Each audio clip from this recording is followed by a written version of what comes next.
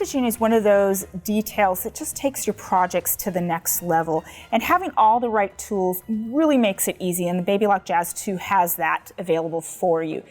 The first thing that we're going to do is we're going to use a straight stitch, just a simple straight stitch. The one thing that I suggest doing is selecting a stitch length of 3 or 4. The reason for that is that you're going to be using a decorative thread, and anytime you use a decorative thread, you really want to see that thread, and if the stitch length is too small, you're just not going to see it. The other thing that you're going to do is we're going to start off with a needle position of 3.5. Now we may need to adjust that depending upon the presser foot that we use. For the first option, or the first presser foot, we're going to use the standard presser foot that came with the machine. One of the other things that we're also going to do is select that needle down position. I think that is extremely important when you're doing these types of techniques. It just gives you a little bit of security and a little bit of control. Now, in this case on the denim, the seam was pressed open. And what we're going to do is we're going to top stitch right along that edge. On this presser foot, I'm actually going to use this inside guide. I could use this toe, but I think this guide right here gives me a little bit more visibility. Now, because my needle's sitting center, it's going to stitch right down the center, and I don't want it to do that. So what I'm going to do is move that needle position over to let's say 6 or 7. That's going to depend upon how far apart or how far you want that top stitching to be from that center. Now we're just simply going to stitch down our fabric edge, or down our fabric, making sure that we're always guiding that opening or that guide with, on the presser foot, with that seam.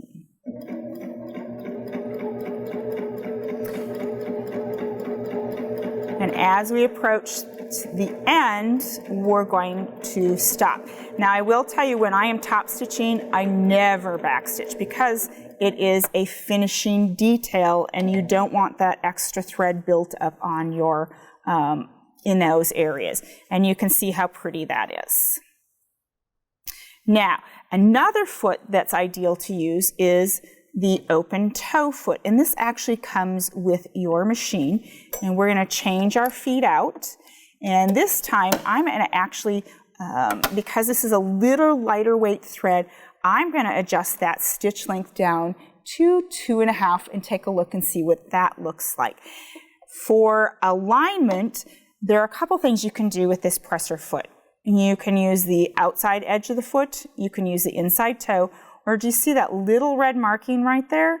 We can align that up with that seam, and what that will do is that will place the needle to the left. And again, if you use that stitch width dial, you can adjust the position of where that needle sits. If I wanted that needle to sit a little bit closer, I would bring the needle to the right. And that's what I did. I want the stitching to be just a little bit closer.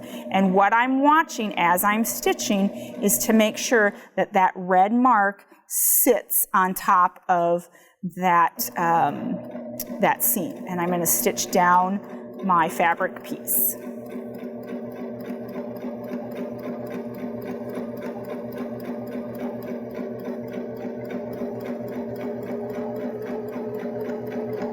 And again, as I come to the end, I sometimes think the natural instinct is to backstitch, and you don't want to backstitch. We simply take our needle out of our fabric, raise our presser foot, and trim our threads.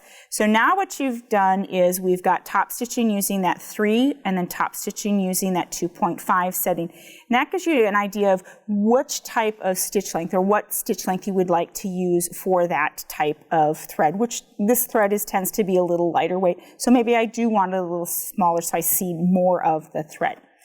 There are also 3 optional feet that are ideal for top stitching. This is actually called the edge joining foot. And how the edge joining foot works is that you have a guide or a rail that sits down the center of it. And its principle is to join 2 pieces of fabric together. But what we can use it as is a rail to go down or guide down the center of the seam. So I'm going to leave my needle position where it's at, which currently is at about a 5.5. I'm going to leave my stitch length at 2.5, but what I'm doing is I'm placing that guide in that center, and I'm going to top stitch both sides of this seam. And again, what I'm watching is I am watching where that guide sits in relationship to that seam. I would say that if you're going to use this for top stitching, you want to do this with a seam that happens to be pressed open versus being pressed to one side.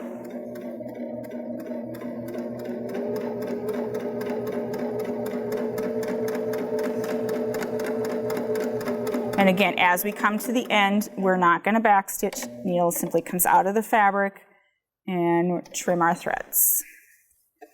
Now, I think that looks, for me, that's a little close to that edge. Maybe I want to move my needle a little further out. So what I'm going to do is I'm going to align, again, that rail or that guide with that seam. And I'm going to slide my needle to the left by taking that width to a higher setting. So let's try it on 7 and see what that looks like.